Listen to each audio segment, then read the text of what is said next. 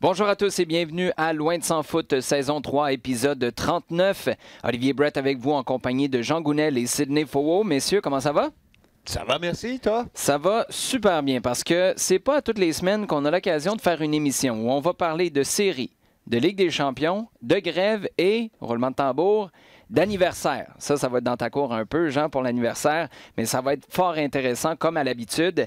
Si vous le permettez, on va commencer avec notre segment à domicile parce que là, oui, il y a la Ligue des champions en Europe qui est très intéressante, qui est rendue à mi-parcours de sa phase de groupe, mais il y a surtout les séries éliminatoires en MLS qui ont débuté depuis notre dernière émission la semaine dernière. Sid, j'aimerais peut-être avoir un petit commentaire sur ces deux premières vagues. En fait, cette première vague et demie, parce qu'on enregistre le podcast jeudi avant les deux dernières demi-finales qui seront jouées en MLS. As-tu un constat sur ce nouveau format dont on a tant parlé? Ça va vite, ça va très vite. On a déjà une équipe Les gardiens te diraient ça. Les gardiens du week-end dernier, en tout cas, te diraient ça va vite, s'il vous plaît. On a déjà une équipe en finale de l'Est et pas n'importe laquelle. Toi, tu parles des éliminations. Moi, je pensais que tu parlais du jeu. Non, le jeu, je pense que... Là, 27 buts en 6 matchs en fin de semaine. Oui, mais après, c'est ça.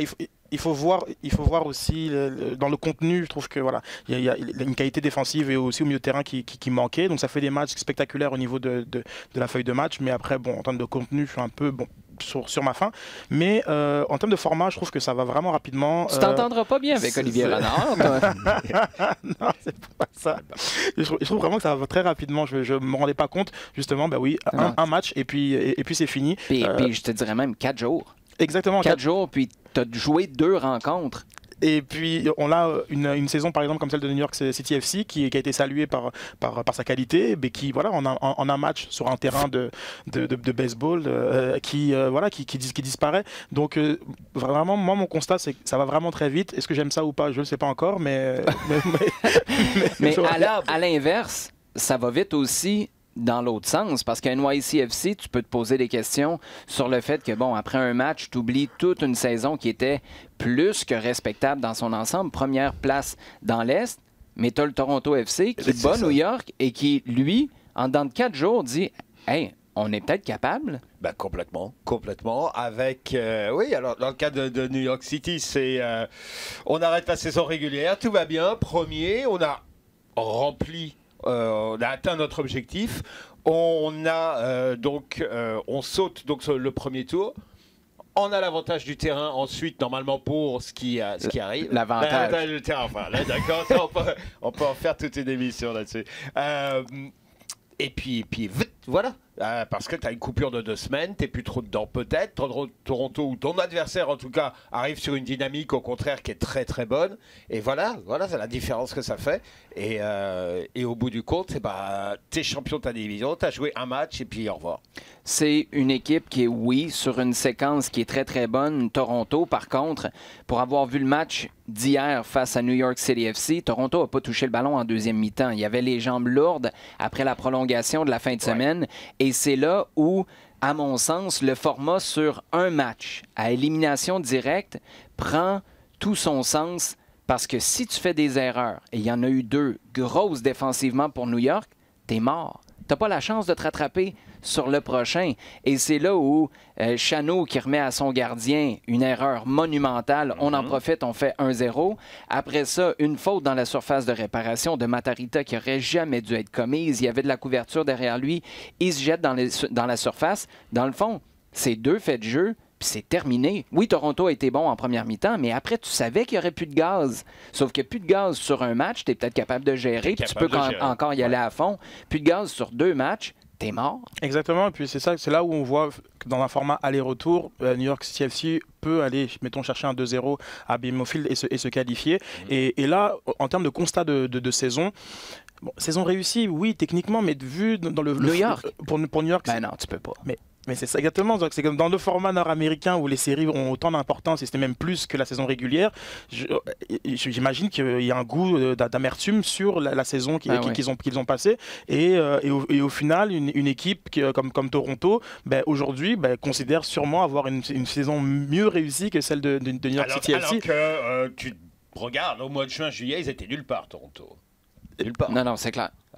Et en fait, au mois de juin, juillet de quelle année? Là? Parce que ça fait un petit bout. Ça a mal été l'année passée. Avec l'année passée, tu dis, waouh, c'est une chute monumentale. C'est là où la base, le fond de cette équipe-là, qui est loin d'être parfaite, qui a eu beaucoup de difficultés lorsque Sébastien Giovinco est parti, il y a quand même un fond d'équipe gagnante. Oui, parce que voilà, il faut quand même il faut le dire. Troisième finale de l'Est en 4 ans. Comparativement, il y en a qui ont fait dans 3 dernières années pas de série. Donc il y a quand même un comparatif qui est à faire. Tu parles de qui là? Je parle de nous.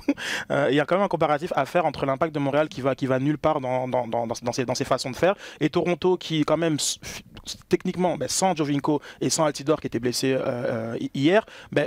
Arrive à performer et année après année c'est pas parfois c'est juste une question d'argent, il faut voir aussi au niveau de la structure, du type de recrutement qu'on fait, de la hiérarchie des joueurs. On en parlait en off et je trouve ça très très pertinent. Marky Delgado, Jonathan Osorio, Endo qui a joué sur la droite.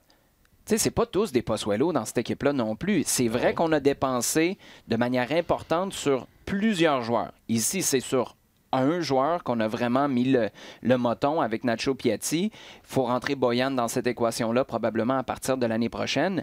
Mais les autres semblent avoir soit plus de qualité ou plus de stabilité dans l'effectif qu'on peut en avoir dans d'autres équipes MLS. Regarde, et là, je parle de l'équipe de Toronto. Oui, et si tu regardes un petit peu si tu parles de hiérarchie, Greg Vanney. Greg Vanney, l'année dernière, il saute? Non. Quoi? 9 équipes sur 10? C'est vrai. En tout cas, ici, il saute. Pas après avoir été champion MLS. Hey, Frank Lopez a survécu à 2014, les gars, là, je peux pas croire. Avec l'année qu'ils font, justement, la saison suivante, je suis pas sûr. Je suis pas sûr. Je pense que dans d'autres clubs, on dit à la fin de la saison dernière, on dit question, OK, on fait le constat. Et nonobstant des questions contractuelles, etc. Mais on fait le constat, on dit OK, là cette année ça a été pâté. Est-ce qu'on est arrivé au bout de quelque chose? Ou est-ce que c'est juste un... Là, il vient de s'acheter combien de temps, Vanney? 2 ans, facilement. 2 ans. De contrat, à la limite, là, parce que là, tu es en position de force. Tu es Greg Vanney, tu te dis, même quand ça va mal pour vous, moi, je suis capable de ramasser ces joueurs-là, de les garder solidaires. Je sais pas c'est comment dans le vestiaire, mais sur le terrain, cette équipe-là s'est accrochée face à New York. C'est pas mal l'image qu'ils donnent depuis le début. Oui, ça brassait en deuxième mi-temps. Et justement, avant de passer à la Ligue des champions en Europe, j'aimerais avoir votre avis sur ce que Don Garber est en train de se dire en ce moment, sachant qu'il n'y aura plus de matchs joués au Citi Field cette saison, parce que en regardant la rencontre, tu as un filet pour les fausses balles au baseball d'en face. Quand il y a un corner joué sur le côté droit, un gars qui passe en habit une fois, un autre qui passe avec une mallette. Les joueurs qui s'échauffent 10 à la fois en arrière du banc, puis tu les vois dans ton écran tout le match. Un gars qui est là tout seul, pas d'amis, avec une table au milieu de nulle part, sur le bord du terrain, côté rapproché. Ça n'a pas de sens. Un terrain où, puis je le comprends, tu ajoutes du gazon par-dessus le diamond, mais ce gazon-là, tu vois qu'à toutes les fois qu'on envoie un ballon dessus, c'est comme si ça tombait dans l'eau, ça avance plus. On ne peut pas avoir, pour l'image d'une MLS qui veut se faire voir sur la planète au complet, des matchs de série où tu as des joueurs de cette qualité-là qui jouent sur un terrain de baseball. Je suis désolé, je comprends là, la réalité de l'immobilier ou de l'espace disponible à New York, mais ça n'a pas d'allure. Effectivement, non, ça n'a pas d'allure. Et puis, tu réponds à ta propre question, c'est New York. S'il y a un seul marché sur lequel Don Garber est capable de fermer les yeux sur des évidences... Ferme les yeux, mais il est content que ça ne passe pas en finale de l'Est. Il y a plutôt, oui. Oui, parce que... Imagine une finale de MLS Cup, là. Ouais. Non, mais tu sais, LAFC se plante contre Zlatan ce soir, tu sais pas. Mais c'est une réalité qui peut arriver. Je veux dire, comme on a quand même souligné la qualité de NYCFC, c'est une très bonne organisation, et puis ils auront sûrement les moyens d'aller en finale de MLS Cup d'ici 2 ans. Donc, et d'ici 2 ans, je pense pas qu'ils trouveraient comme un espace vers Flushing Meadows ou ailleurs pour faire un stade de soccer spécifique. Donc, cette situation-là, qui est une exception new-yorkaise, et que Miami peut-être aussi, genre comme un petit peu avec un astérix, c'est unique parce qu'on a besoin d'avoir une équipe sportive dans le marché new-yorkais, et donc dans Garber, il ferme les yeux. Oui, c'est certainement ça. Et disons que ça passe. Ça passe, oui, parce que derrière, tu as quand même quelque chose de solide avec New York City, c'est donc Yankees et Manchester City en partie. Oui, mais ça, c'est les gens en MLS, Jean. Moi, je te parle des gens à l'extérieur. Quand tu es en Europe, tu allumes ta télé, puis tu regardes la demi-finale, tu te dis... Qu'est-ce qui se passe? Moi, c'est la version 2019 de ceux qui regardaient à l'époque Beckenbauer jouer sur des terrains synthétiques lignés pour le football américain. Il y a même moins de 2 ans, que ce soit genre comme à Portland avec les Seahawks de Seattle ou parfois même avec les Patriots du côté de... On a déjà vu des lignes sur le... Oui, mais au moins, à la limite, le terrain, il est de qualité. Oui, je comprends que c'est synthétique. Disparition, d'une part, et effectivement, il y a tout l'environnement, et c'est vrai que ça fait champêtre. Champêtre. Tiens, on va finir là-dessus. Je pense que ça résume. Non, mais sinon c'est vrai que tu parles de Garber. Son produit, sinon, il arrive après quoi 2 tours, mettons, de série. Tout va bien. Il a tout. Il a des buts. Il a des matchs qui vont en prolongation, des matchs qui sont hyper chauds. Là, le produit, hormis cette tâche-là, qui est effectivement le visuel de ce match-là, sinon, il peut arriver avec quelque chose, ça marche bien, ça. Encore une équipe canadienne en finale de MLS Cup, les gars? Encore Toronto, parce que... Une équipe canadienne, c'est une équipe canadienne. Je comprends que Marc Dos Santos n'est pas là, Samuel Piette de l'Impact non plus, mais ça reste une équipe canadienne. Non, mais c'est parce qu'on parle de Don Garber en ce moment. Là. Lui, c'est certain qu'il préfère voir Atlanta ou l'Union. Moi, je ne vois pas l'Union passer à travers Atlanta, surtout pas au Mercedes-Benz Stadium, mais Atlanta contre une équipe de LA, c'est un rêve. C'est parfait. Toronto contre LA, probablement au LAFC, c'est un peu moins excitant. Imagine Galaxy. Ouais, mais je peux... Au BMO Field. Oh, ça marche, ça? T'es en train de faire le calcul, j'oublie. Oui, non, mais c'est possible, puisque les Galaxies, genre comme... étaient en bas de Toronto? Non, ils ont terminé 5e. Si je m'abuse. Faudrait regarder les points. Donc, là. On va essayer de régler ça dans les prochains instants. Mais bref, ce serait intéressant. Au moins, tu aurais toujours l'attrait de Zlatan, mais personnellement, puis on va conclure là-dessus, je vois pas Zlatan passer à travers le LAFC. Après la performance contre Minnesota, ce serait quand même assez curieux qu'ils arrivent à passer le LAFC, mais bon, le trafico, on verra. Jonathan Dos Santos, puis un exploit comme il a fait face au Minnesota, on sait jamais. On se déplace maintenant vers l'Europe pour notre segment en temps additionnel. Quelques matchs qui ont attiré notre attention, les gars. D'abord, pour une équipe du Bayern qui est en transition, Jean, ça va pas si mal. Hein? Une victoire de 3-2 face à l'Olympiakos. C'est pas 2 clubs qu'on met dans la même catégorie, mais aller jouer en Grèce, c'est toujours relativement compliqué. Et ce que tu comprends, c'est que le Bayern continue d'aller chercher des résultats, même si là, on est vraiment dans la grosse transition de cette équipe-là. C'est ça, exactement. C'est un club qui, depuis 1 an et demi, si je lis un petit peu toute l'analyse, ils vont... On va pas dire dans le mur, mais pas bien. On nous dit que Niko Kovac, ça fait 1 an et demi qu'on nous dit qu'il va partir, que tous les joueurs vont partir, que la domination du Bayern est sur le point de tomber en Bundesliga. C'est sûr c'est plus ouvert pour le moment en championnat, mais ce que je vois, c'est une équipe qui est capable d'aller chercher encore qui a pas perdu sa personnalité, qui a son attitude. Regarde le match qu'ils font à Tottenham. Alors, lors de la journée précédente, c'est une équipe qui est arrivée qui a dit hey, nous on est là et puis vous allez courir les gars et vous n'allez pas nous voir. Ce qu'ils ont fait à Olympiakos, c'est autre chose, mais c'est aller à Athènes, ce qui est toujours assez costaud comme déplacement, être mené et revenir. Et puis t'as un gars comme Lewandowski. Quand est-ce qu'il arrive en MLS, lui? Bonne question.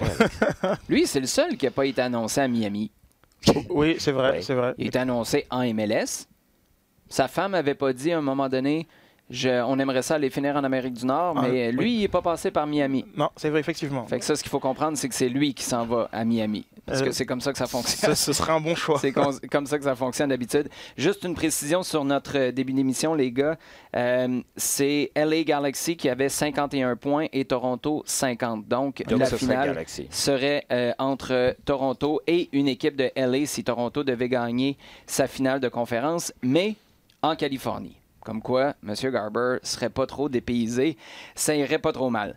On poursuit avec la Ligue des champions. Les clubs anglais, grosse performance, Sid. Les Spurs qui gagnent 5-0 face aux Red Stars. City 5-1 contre Atalanta.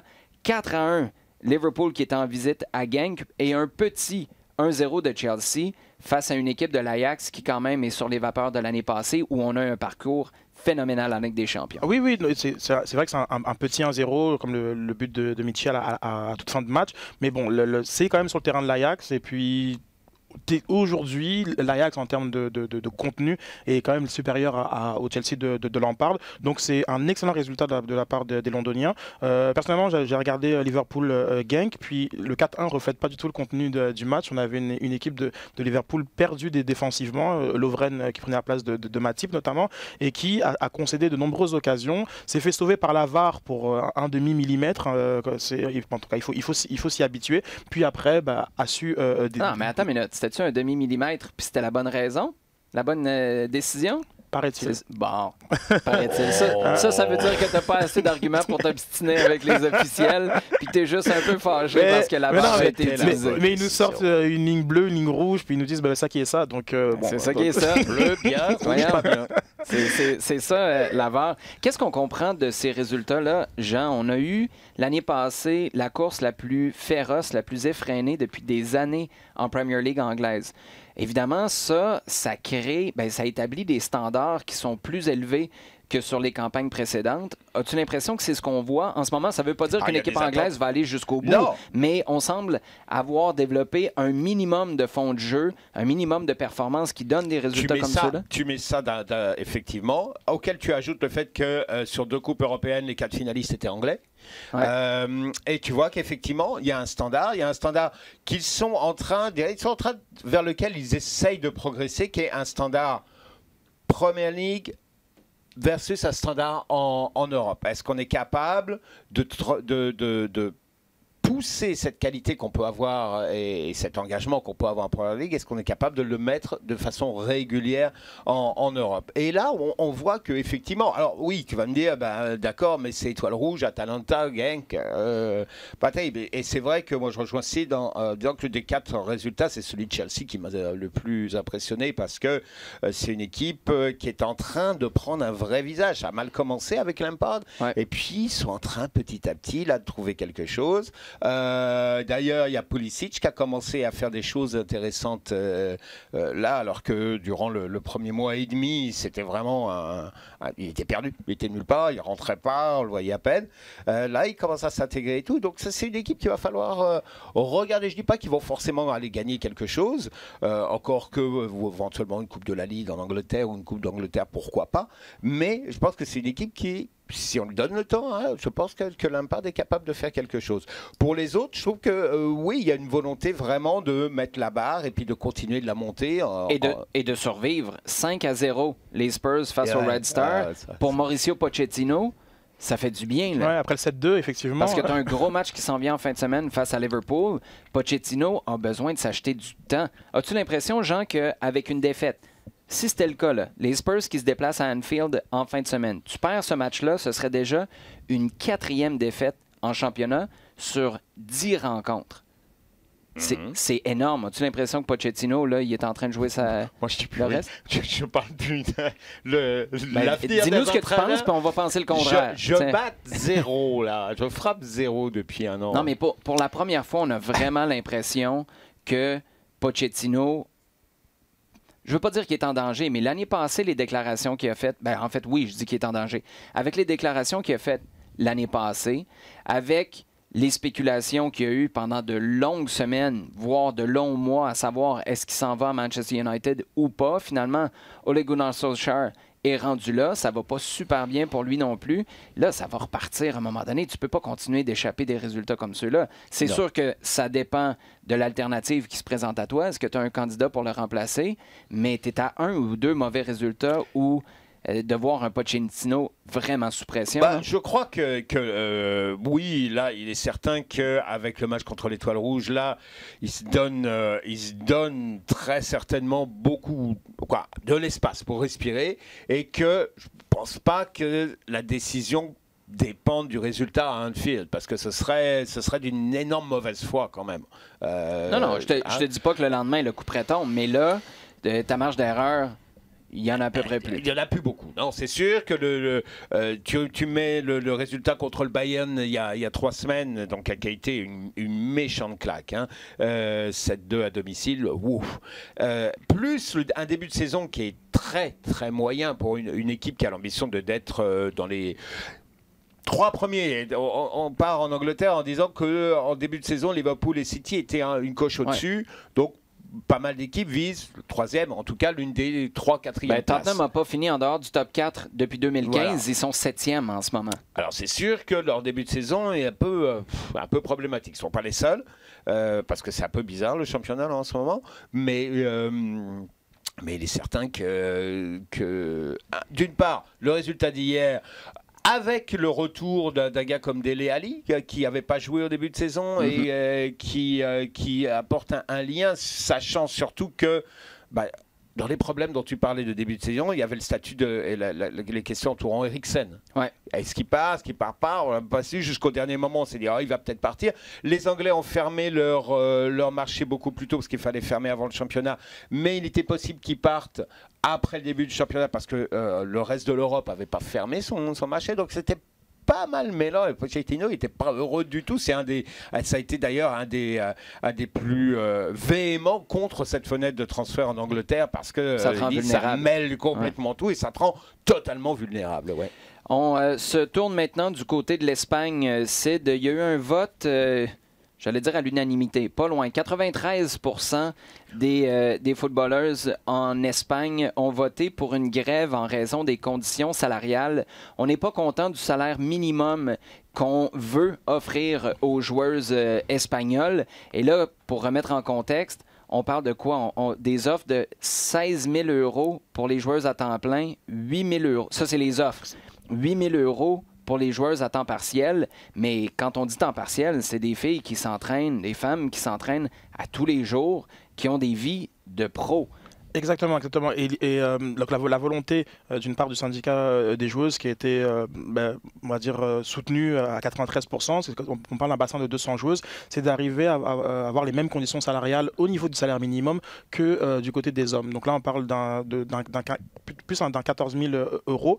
Et donc, ils ont donc voté une grève illimitée. Par contre, le début n'a pas encore été statué, et c'est-à-dire que donc là, samedi prochain, soyez pas surpris, la Liga féminine va se jouer.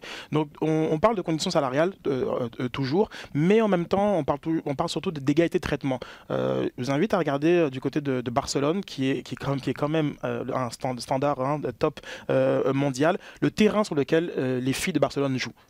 C'est la gardienne exactement. Qui a mis une vidéo. Donc Sandra Penos a mis une vidéo et c'est un champ de patates. Il y a des terrains en district, il y a des terrains de quartier qui sont mieux entretenus que le terrain du FC Barcelone. C'est pas Barcelone B, etc. C'est le FC Barcelone. Et cette vidéo-là, l'objectif, c'était de faire exactement ce qu'on fait là en ce moment, en faire parler, parce que j'oublie les mots qui ont été utilisés par la gardienne, mais elle est en train de dire... Soyons sérieux là, un instant. Là. On veut nous traiter comme des joueuses professionnelles, ben soyons-le. Exactement. Et puis vraiment le terrain.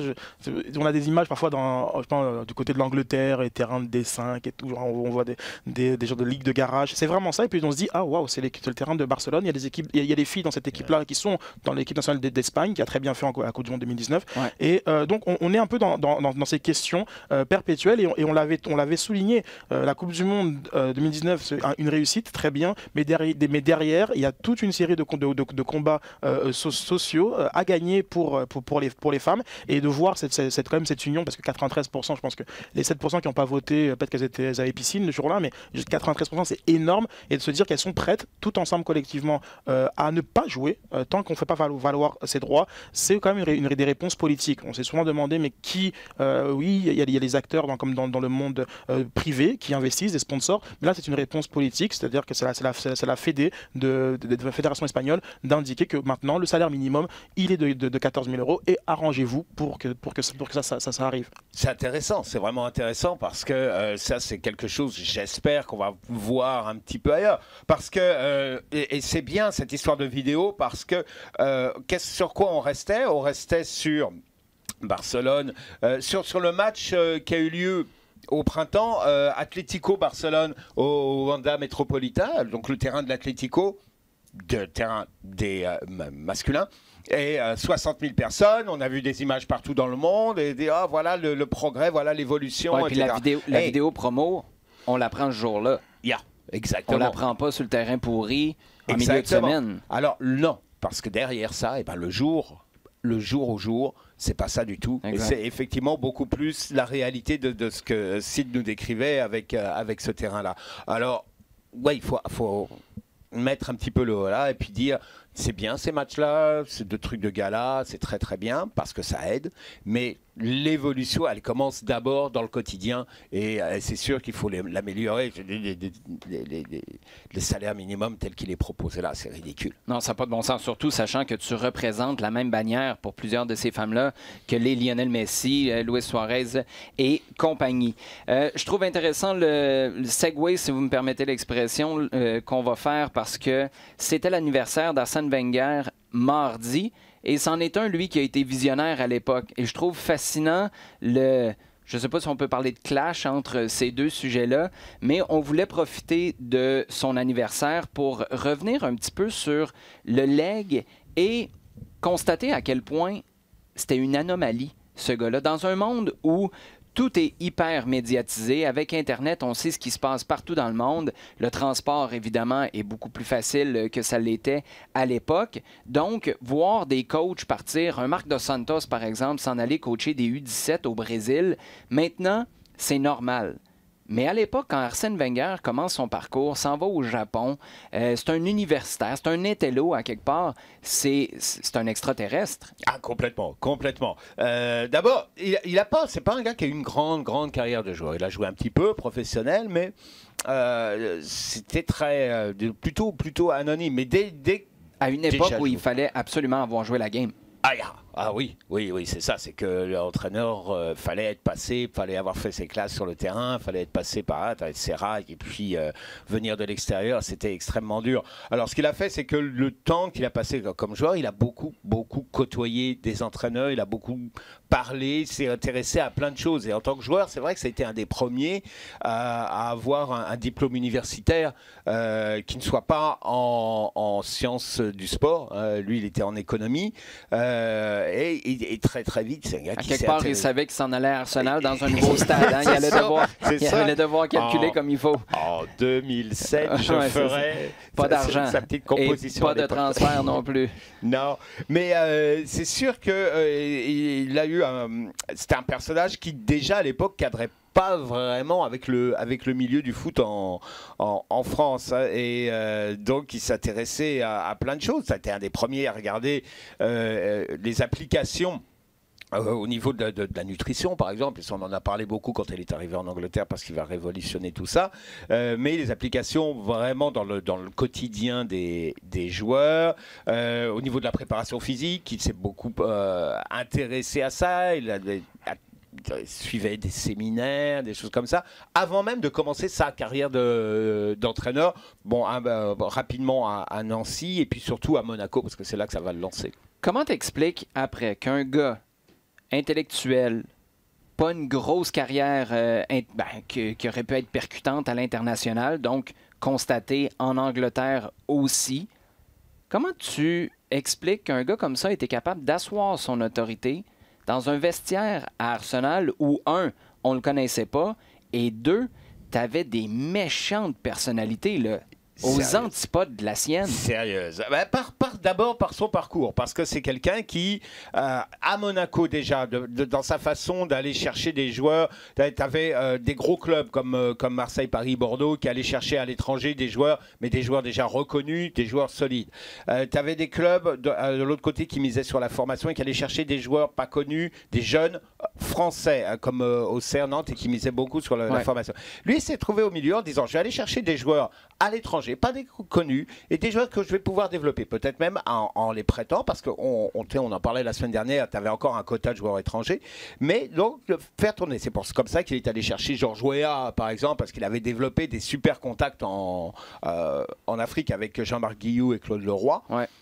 Il va chercher Georges Weah, qui était totalement inconnu. Youssouf Fofana, qui à l'époque a fait ça, c'était partie de sa ça, carrière. c'était en France. C'était à Monaco. Après, donc, il y a même ce voyage. Nwankwo Kanu, Kanu, quand il va arriver. De mémoire, Kanu, avant d'arriver à Arsenal, il n'était pas sur la map. Non, pas vraiment. Il y avait le parcours en Jeux Olympiques 96. Ouais.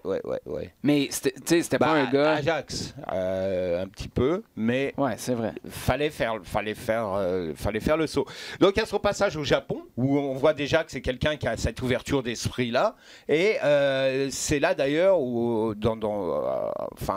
qu'il a des contacts avec David Dane d'Arsenal et qui vont répercuter vont avoir la répercussion de son arrivée au club. Alors quand il arrive à Arsenal, ouais, c'est du délire. Pas connu du tout. Il arrive à 2 semaines, en fait, avant sa prise de fonction, il y a un match de Coupe d'Europe d'Arsenal contre Mönchengladbach et il propose à l'entraîneur en place, qu'il va remplacer, 1 ou 2 changements et puis Arsenal perd. Dans le vestiaire, les gars sont fous. Ils sont complètement fous. Tony Adams, qui est le patron le capitaine, le patron de l'équipe, et puis vraiment le taulier dans le vestiaire, il dit c'est quoi ce gars-là? Il est en train de nous ruiner, là. Qu'est-ce qu'il fait? Et ce que fait Wenger, c'est quand il arrive, il entend ça, et il dit on va parler. Et puis, il a pris Tony Adams, il a dit ok, moi je suis tout à fait prêt, on va discuter ensemble. Et c'est cette ouverture-là qu'il a fait, qu'il a montré, en fait, qui va faire que tous les gars, et ils étaient sérieusement réfractaires à l'arrivée de Wenger, petit à petit, ils vont être convaincus. L'autre chose qu'il fait aussi, sur laquelle il est malin, c'est que tu as cette défense. Tu as Seaman dans les buts, tu as Bould, Adams, Winterburn, Dixon. Des doux, là. C'est un peu rustique. Donc, c'est pas la défense. C'est pas la défense à laquelle tu demandais de sortir balle au pied, quoi. Et il va les garder.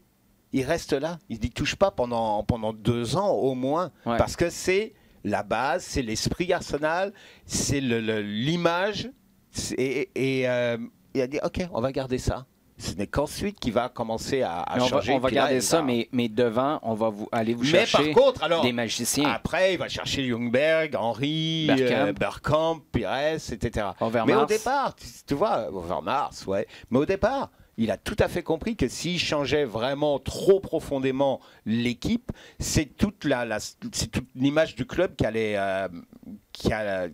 l'image du club allait pas en survivre et le soutien populaire, parce que c'est vraiment à l'époque c'était Highbury, tu te rappelles, tu es déjà allé à Highbury, c'est vraiment dans un tout petit quartier, le stade il est dans c'est très compact, c'est un peu comme Fulham, tu traverses la rue, tu es chez le voisin là. C'est ça, mais c'est vraiment un club où tu sentais l'importance du quotidien, du voisinage, de tout ce qui se passait. Et si je commence à trop bousculer là, je vais casser la fabrique du club. Et effectivement, c'est ce qui s'est passé. Il a bien compris qu'il fallait y aller progressivement, en amenant en plus une qualité de jeu que personne n'était capable d'atteindre en Angleterre ou de reproduire. Aidé aussi par le fait qu'à ce moment-là, il y a cette ouverture un peu à tous les joueurs étrangers avec Larry Bosman et tout, mais c'est vrai que durant toute cette période-là, il est le seul à pouvoir rivaliser avec Ferguson et Manchester United. Ouais, c'est intéressant qu'on parle finalement du Wenger Ball avant l'émergence du tiki-taka de Barcelone. Je veux dire, Arsenal a montré des ballons au pied, c'était vraiment la meilleure équipe de football dans la gestion des passes, des mouvements et autres. Et Wenger a détonné en Angleterre parce que c'était pas du tout le style de jeu, et puis même lorsqu'il lui gagnait versus quand Ferguson gagnait, c'était avec des principes de jeu complètement différents. As-tu l'impression que, parce que ça c'est à une époque où l'argent commençait à arriver en Angleterre, as-tu l'impression que l'attrait de la Premier League, qui n'a pas toujours eu ce branding-là. Il fut un temps où c'était la division 1 anglaise. Là, tu as le branding qui est venu. Les joueurs commencent à arriver en masse. L'argent est là aussi, mais tu as des joueurs étrangers qui se disent « Mais moi, je vais cadrer comment? » Parce qu'il y a toujours cette idée que tu ne seras pas capable, si tu es un joueur étranger, qui a du ballon, qui est plus un technicien qu'un bourrin, ben, tu ne seras pas capable de t'en sortir en Premier League. Est-ce que Wenger n'a pas eu cette habileté-là à utiliser l'attrait de la Premier League et de Londres, mais dire aux étrangers, vous savez quoi, vous allez être compris comme étranger ici, dans un contexte anglais? Totalement. Totalement. Je crois que ça aussi, dans son discours, ça a été une énorme différence. À l'époque, il y avait très peu d'entraîneurs étrangers en première ligue. Tu étais en Angleterre sans l'être, dans le fond, à quelque part, là, dans ta petite bulle de ton club de foot. Exactement. Tu étais en Angleterre avec et je crois que la plupart des joueurs, bon, c'est Londres, hein, avec des conditions de vie qui sont très très bien, mais je crois qu'aucun des joueurs qui est arrivé là-bas s'est vraiment trop plaint de comment ça se passait et de comment ils vivaient. Mais avec un club d'abord qui était l'un des deux meilleurs en Angleterre, qui s'était fait une image internationale comme d'ici. Effectivement, c'est avant le Barcelone de 2009-2010, c'est l'équipe qui a sans doute le plus progressé, montré le plus de choses dans le jeu, ballon au pied. Et c'est sûr que ça a amené un attrait incroyable pour Arsenal, mais aussi pour toute la première ligue. Juste souligner, comme en France, à l'époque, il y a une dynamique Coupe du Monde, en fait, dans 98-2000, où la France domine, et le Henry Vieira Pires fait en sorte que Arsenal est vraiment le club pour les étrangers des Français. Tu sais que c'est le club le plus populaire en France à cette époque-là. Et c'est vraiment fascinant de voir cette vague, et comme les franchises, comment Arsenal a beaucoup influencé comme l'attrait vers la première ligue. Ouais, mais il n'y avait pas de Michael Jordan sur le maillot Arsenal. Ils ont manqué leur coup. Quand on parle du premier match, de ce fameux premier match de Wenger, donc on remonte à 96, les deux premiers joueurs qui arrivent, les deux premiers Frenchies. C'était qui? Patrick Vieira et Rémi Garde. Rémi Garde. Ah, c'est Rémi Garde. Rémi Garde. Oui, non, mais il l'a mis sur un plateau. Anelka est arrivé. Et après, t'as Grimandi. Après, c'est vrai. Mais là, si tu commences la liste des joueurs étrangers, il a été là 26 ans. Là.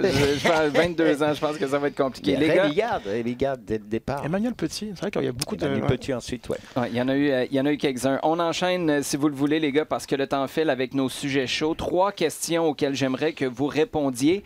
D'abord, celle de Monsieur Foot de Foot qui nous demande: peut-on espérer que les succès de Jesse Marsh permettent à des coachs nord-américains, j'aime beaucoup le fait qu'on ne dise pas nécessairement nord-américains, de pouvoir coacher en Europe? Juste pour remettre en contexte, Salzbourg a perdu 3-2, mais 3-2 à Naples, se retrouve maintenant 3e dans un groupe difficile où il y a Liverpool également, toujours dans le coup. Est-ce que ça peut changer les perceptions à quelque part, de le voir sur la plus haute scène du foot mondial avec des performances qui sont plus qu'acceptable? Oui, je pense qu'il marche dans les traces de Bob Bradley aussi, en Europe, c'est vrai qu'un échelon inférieur. En Scandinavie, Swansea, c'est pas mais Salzbourg qui joue en Ligue des Champions. Il a quand même aussi coaché l'Égypte. C'est pour aussi, je pense que c'est possible pour les coachs nord-américains. Maintenant, il faudrait aller faire ses devoirs. C'est certainement pas un club du top 8 ou top 16 européen qui prendrait un coach américain suite à des bons résultats en MLS. Il faut aller faire ses devoirs comme l'a fait Jesse Marsh, comme l'a fait Bob Bradley. Et puis, je pense qu'effectivement, ça enlève forcément des stigmates ou des clichés. Ça reste un milieu très fermé, encore plus au niveau du coaching. Et puis, il y a différents... On parle des joueurs, des coachs qui n'ont pas une grande carrière de joueurs. Oui, on a quand même basculé dans autre chose, mais les coachs stars, hein, je veux dire, Zidane, le crédit qu'il a au Real Madrid, il l'aurait peut-être pas eu si c'était pas Zidane non plus. Et l'idée, c'est... On n'aurait peut-être pas eu à Salzbourg non plus.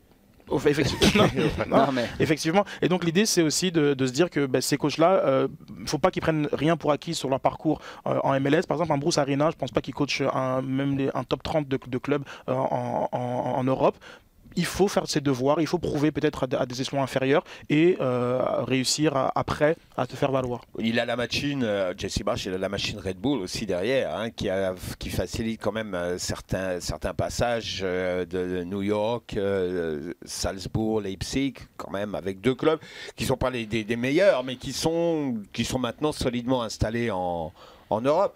J'espère que... je suis tout à fait heureux de voir que ce genre de mouvement peut se faire dans les 2 sens. Hein, mais je pense que ça va prendre du temps. Mais ouais, je pense que ça va arriver, peut-être pas de façon régulière, mais ponctuellement qu'on se mette côté européen. Regardez ce qui se passe ici. Je vais vous lancer une balle courbe pour conclure sur la question de Monsieur Foot de Foot.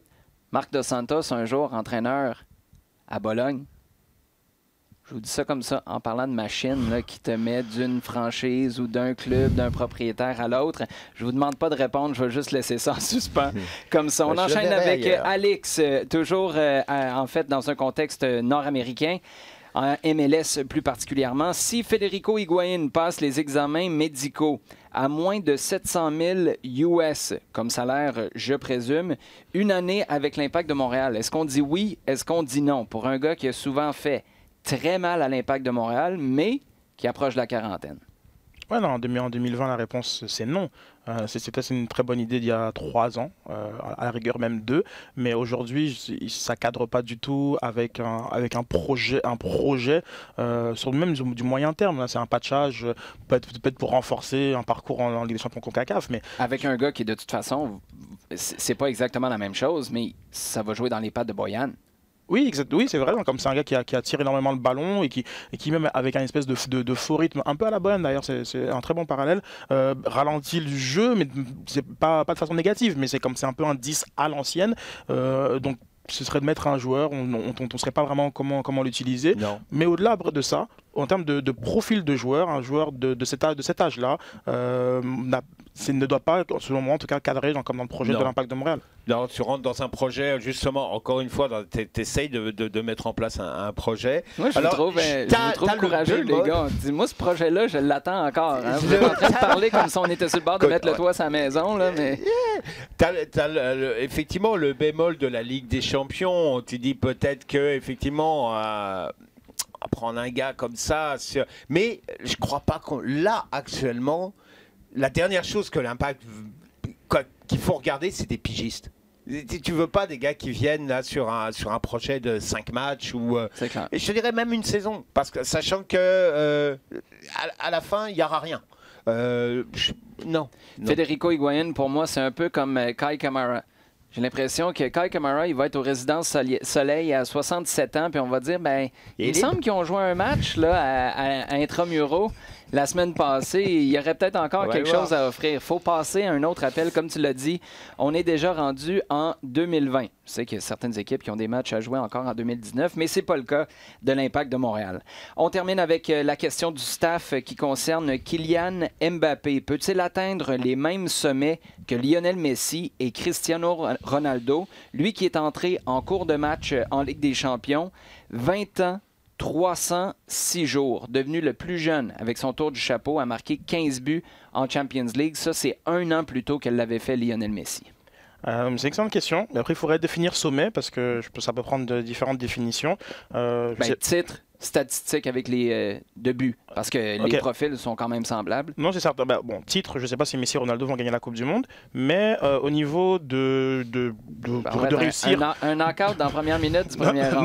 Non. C'est excellent. Mais non, au niveau de la réussite sur 15 ans, ce serait extraordinaire qu'il arrive à coter ça, parce que genre Messi et Ronaldo, c'est surtout une constance dans l'excellence, et c'est pas forcément même genre comme sur les 10-15 années les plus talentueux. On peut avoir une vraie conversation sur les joueurs les plus talentueux. Par contre, la constance dans l'excellence, ça c'est Messi et Ronaldo. Donc c'est bien que Mbappé soit dans une forme de conversation, mais je pense qu'il est quand même très loin de... Faut qu'il parte du PSG.